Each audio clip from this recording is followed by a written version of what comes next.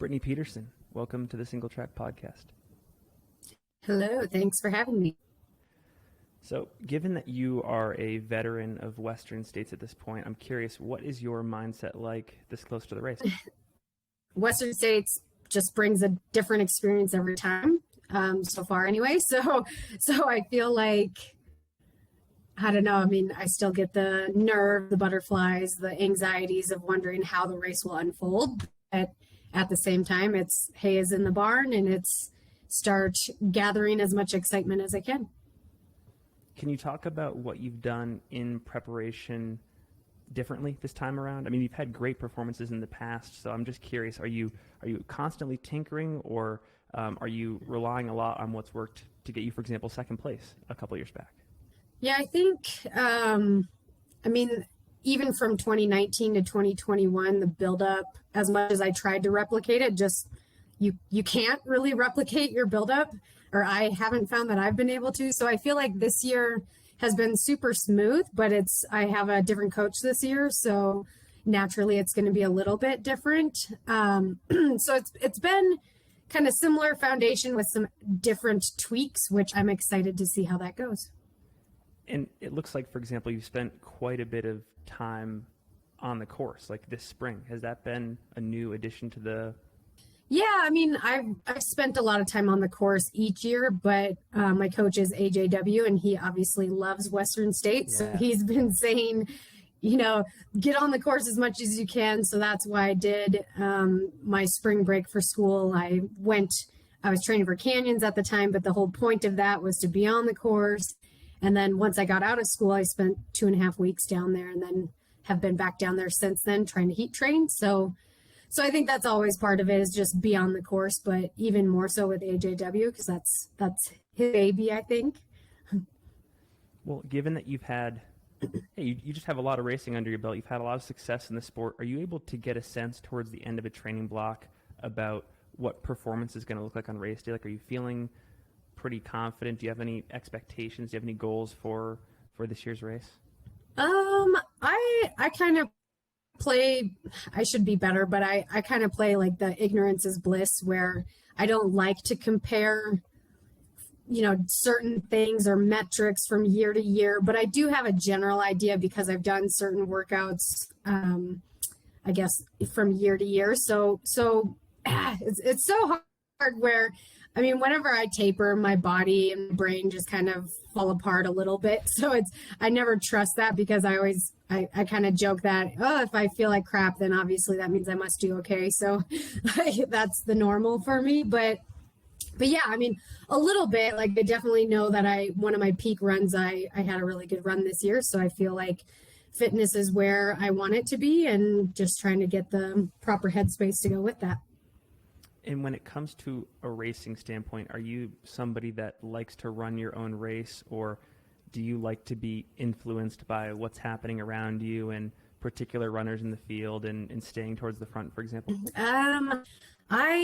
My running style, I just feel like I've never been able to go out super hot, where I think that's an advantage for me, or it has been, where I can't run out at the front like some of the women like to or do.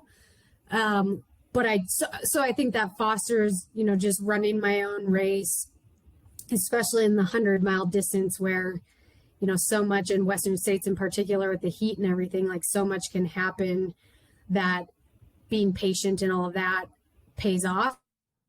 But I kind of blend the two. I think I like to know what's going on, and I have people that I kind of have expectations for, or kind of know where I want to be compared to them or whatever. Those are usually the anxieties running through my head of just how will the race unfold, but you just can't predict it until you get out there. It sounds like patience is one of them, but are there any other lessons that you learned in previous years racing on this course that you are applying to this one and taking confidence from, like knowing you kind of have this or that figured out? I think, at this point, we're all probably just wondering and looking at the forecast. Will it be a hot year? Will it be a cool year? And so I think I have confidence knowing that I know how to run it when the weather is ideal. And then I also know how to run it when it's a more hot year. I think the biggest thing is just really being, the thing that I take away is being really in tune with where I'm at and how just taking care of yourself. Mm.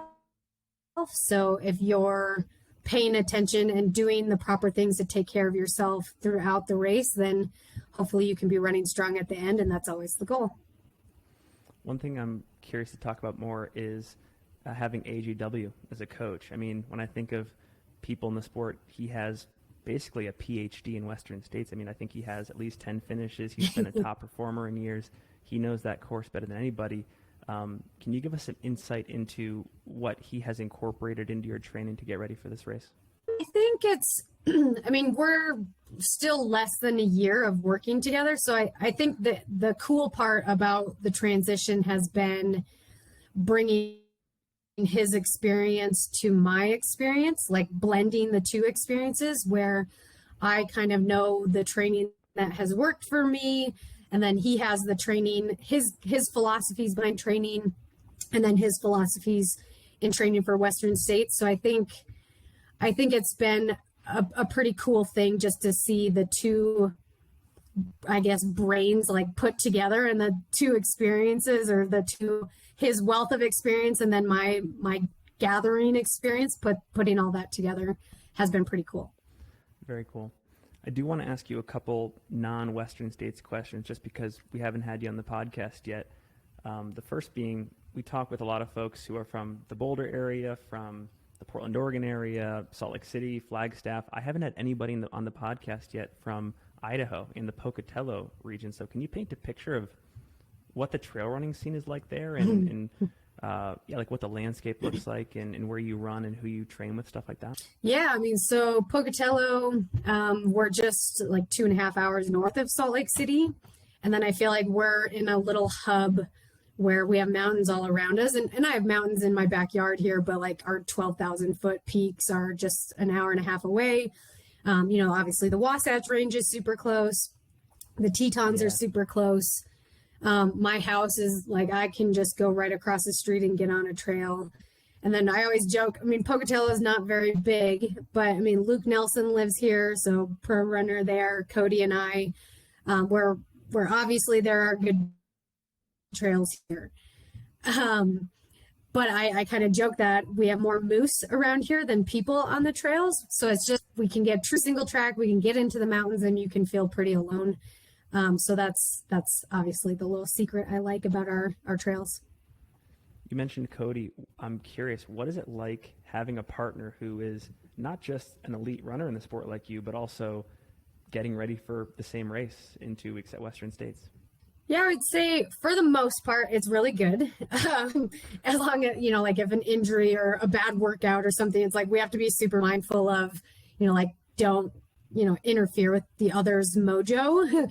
But I would say like, just especially with how focused we get for Western States, it's a huge advantage because maybe just for our relationship, in the sense of we can be out camping and like we're camping at a place specifically because we're going to run there the next day, and his training is kind of opposite of my training. So support in the set one another, and then understanding what the other one's going through while having to be mindful. Like I remember last year, like your nerves are coming up and it's like, I don't want to put my nerves on Cody or interfere with his race preparation. So it's keeping some of that stuff in check, which normally is good. Cool.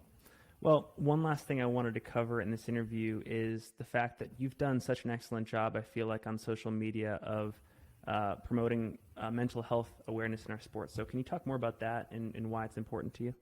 Yeah, I think, so I'm an occupational therapist by trade. And when I was going to grad school, I did my thesis on a mental health topic. I did a 12-week rotation in a mental health facility. So it's been something that I've kind of grown with professionally. And then, I think just as we all get into the real world, have our own experiences with depression or anxiety, and then obviously some people have PTSD or other, more serious conditions, but, so I feel like it's kind of turned into, personally, I have depression and, just have low moments, and I feel like I have battled the stigma against myself of like, I should be stronger, or I shouldn't need medication or whatever. Where I feel like Bigger Than the Trail is an organization that reached out to me several years ago, and it was just an organization that I really came to love and just love their mission. And that kind of just helped me maybe develop or discover that I had a platform that I could kind of utilize and share my experience and normalize and help them in their journey to reduce stigma. And I think, I have so many friends that found running to get away from their anxiety or to get away from a substance abuse issue or whatever. And then I think, the flip side of it, how running can maybe add the, like for me personally, I battle with, is running tied to my self-worth, and how to take away from that and like rediscover who I am outside of running while still loving running and enjoying the process and all that stuff. So I think there's just so many stories that running and mental health can just be intertwined. Well, I definitely want to have you on the podcast again at a future date to talk more about this in length. But basically, in this moment, just wanted to thank you for your advocacy and what you do, because obviously it's a critical conversation, and there's so many folks in our sport who deal with it and use the sport as an outlet to just live a healthier lifestyle as a result. So that's awesome. Just a couple more questions. Yeah, the first is, do you have a mantra for race day? Like, are you somebody who, when the going gets tough during a race, you have some like one-liner that you use to bring yourself back to the moment and into focus? Not a specific mantra per se, but I definitely use counting, and then the counting can kind of go into a mantra. So like so many races, if I'm just like dying to get, a mile behind me or a mile closer to an aid station, I'll count like 1, 2, 3, you can do this, and just kind of repeat that and time it with my breath. So I feel like that, and I use that with like hard workouts where it's like when I'm focusing on pain or something like that, I can distract myself and count. Maybe sometimes it's mindlessly counting, but it's at least giving myself a purpose. So that's what I use most often. Cool. We talked about your coach, AJW. What does your kit look like for race day? Like, what shoes are you running in? What gear are you using? Talk about that. Well, so Nike Trail, obviously. So we have these lovely, flashy neon yellow kits this year. Shoes, Nike has been working. I mean, maybe the astute followers have noticed some shoes that they didn't recognize in the past years at Western States. So we have our Ultra Fly shoe, trail racing shoe, I think coming out soon, but I have the updated version of that. So I'll be racing in that this year. And that's a carbon plated shoe, correct? Yes. Is it being pitched as like the super shoe of our sport? Like in the same way there's like the Alpha Flies for road and stuff like that? Right. That was the idea behind it, from my knowledge anyway, was okay, the next percent, the Alpha Fly, like those obviously are fantastic shoes on the road. So how can we figure that out for trails? And then I think the other part about it too was specifically for Western States, a net downhill course. How can you kind of buffer the quads in that net downhill so that you can run awesome. fast Well, at the that's going to end? be Has seemed to be awesome. good. Well, that's going to be another really cool storyline for Western States, the impact of those Nike shoes. But anyways, Brittany, it has been a pleasure to have you on the podcast. We will be avidly following your race in a couple days here at Western States. And yeah, thanks for just coming on the pod and giving us a preview. Yeah, absolutely. Thanks for having me.